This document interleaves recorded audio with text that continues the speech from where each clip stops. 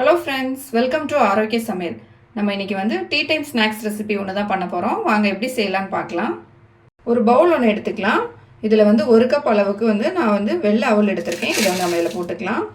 அவல் போட்டுட்டு இது மூழ்கிற அளவுக்கு தண்ணி ஊற்றிக்கலாம். தண்ணி ஊற்றிட்டு ஒரு வாட்டி மிக்ஸ் பண்ணிக்கலாம். மிக்ஸ் பண்ணிவிட்டு இதில் வந்து தூசி எதுவும் இருக்கும். அதனால் நம்ம ஃபஸ்ட்டு வந்து இதை ஒரு வாட்டி வடிகட்டிட்டு அதுக்கப்புறமா 1 கப் தண்ணி ஊற்றி 5 நிமிஷம் ஊற வச்சிடலாம்.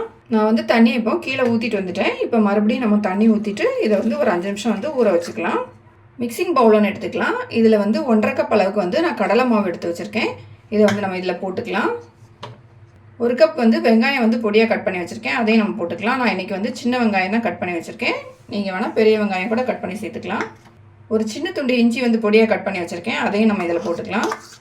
2 பச்சை மிளகாய் வந்து பொடியாக கட் பண்ணி வச்சுருக்கேன். அதையும் நம்ம போட்டுடலாம். ஒரு பெரிய சைஸ் உருளைக்கிழங்கு வந்து நல்லா துருவிட்டு தண்ணியில் போட்டு வச்சுருக்கேன். இதை வந்து நம்ம புளிஞ்சிட்டு இது கூட சேர்த்துக்கலாம். கலர் வந்து சேஞ்ச் ஆகாமல் இருக்கிறதுக்கு வேண்டி தண்ணியில் போட்டு வச்சுருக்கேன். இப்போ எல்லாத்தையும் நல்லா தண்ணியிலேருந்து நல்லா புளிஞ்சிட்டு நம்ம இது கூட சேர்த்துடலாம்.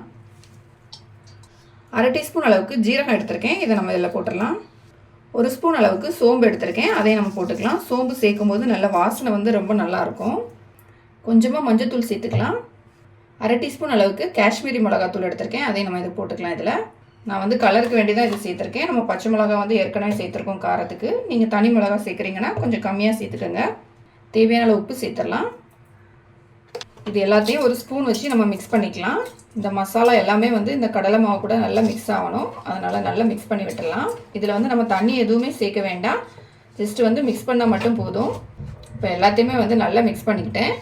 நம்ம வந்து தண்ணி ஊற்றி ஊற வச்சுருந்த அவல் வந்து பார்த்திங்கன்னா நல்லா ஊறிடுச்சு. இந்த மாதிரி மசிஞ்சு வருது பாருங்கள். இப்போ இதை வந்து தண்ணியிலேருந்து நல்லா புழிஞ்சிட்டு இது கூட சேர்த்துடலாம்.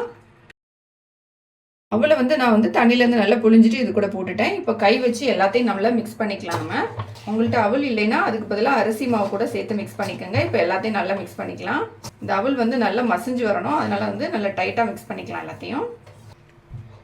எல்லாத்தையுமே வந்து நல்லா மிக்ஸ் பண்ணிட்டேன். மிக்ஸ் பண்ண பிறகு பார்த்தீங்கன்னா நமக்கு வந்து இந்த மாதிரி நல்ல திக்கான கன்சிஸ்டன்சி தான் இருக்குது. இதில் வந்து நம்ம கொஞ்சமாக தண்ணி சேர்த்துக்கலாம்.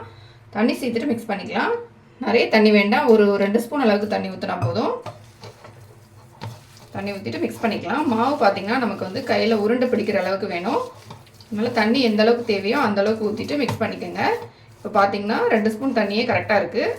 இப்போ பார்த்திங்கன்னா நமக்கு வந்து இந்த மாதிரி கையில் உருண்டை பிடிக்கிற அளவுக்கு மாவு வேணும். நம்ம ரெடி பண்ணி வச்சுருந்த மாவுலேருந்து கொஞ்சமாக எடுத்துக்கலாம். எடுத்துகிட்டு இந்த மாதிரி சின்ன சைஸில் நம்ம உருண்டையாக ரெடி பண்ணிக்கலாம். இந்த மாதிரியே மாவு எல்லாத்தையுமே வந்து ரெடி பண்ணி எடுத்துக்கலாம். உங்களுக்கு வந்து ரவுண்ட் ஷேப்பில் வேணுனாலும் நீங்கள் ரெடி பண்ணி எடுத்துக்கலாம். எந்த சைஸ் நமக்கு வேணுமோ அந்த சைஸில் நம்ம ரெடி பண்ணி எடுத்துக்க வேண்டியதான். எல்லாம் நம்மளோட விருப்பம் தான். நான் இப்போ இதை மாதிரி எல்லாத்தையும் ரெடி பண்ணி எடுத்துக்கிறேன். எல்லா மாவுமே வந்து நான் சின்ன சின்ன பால் மாதிரி ரெடி பண்ணி எடுத்துக்கிட்டேன். நம்ம இதை வந்து இப்போ ஆயிலில் போட்டு ஃப்ரை பண்ணி எடுத்துடலாம். ஸ்டவ் ஆன் பண்ணிவிட்டு கடாயில் எண்ணெய் ஊற்றி வச்சுருக்கேன். எண்ணெய் வந்து நல்லா சூடாயிடுச்சு. இப்போ நம்ம ரெடி பண்ணி வச்சுருந்த இந்த பால் மாதிரி ரெடி பண்ணியிருந்தது இந்த ஆயிலில் போட்டுடலாம். ஆயில் வந்து நல்லா சூடான பிறகு இதில் போட்டுக்கலாம்.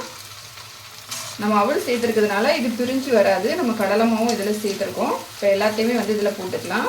ஸ்டவ்வை வந்து மீடியமான ஃப்ளேமில் வச்சு நம்ம ஃப்ரை பண்ணி எடுத்துக்கலாம். நம்ம போட்டுட்டு 1 நிமிஷம் கழித்து இதை வந்து திருப்பி விட்டுக்கலாம்.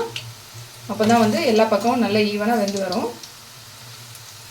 அடிக்கடி இதை வந்து லைட்டாக திருப்பி விட்டுக்கோங்க. அப்போ தான் வந்து நமக்கு வந்து வேகிறதுக்கு வந்து ஈஸியாக இருக்கும். கொஞ்சம் எல்லா பக்கமுமே ஆயிலில் வந்து நல்லா ஃப்ரை ஆகிடுச்சு. நம்ம எடுத்துடலாம்.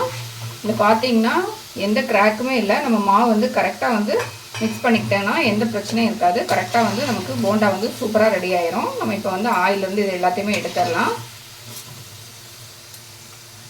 நம்மளோட சூப்பரான ஸ்நாக்ஸ் வந்து ரெடி ஆயிடுச்சு. நம்ம மீதி இருக்கிறதே இதே மாதிரி ஆயிலில் போட்டு ஃப்ரை பண்ணி எடுத்துக்கலாம்.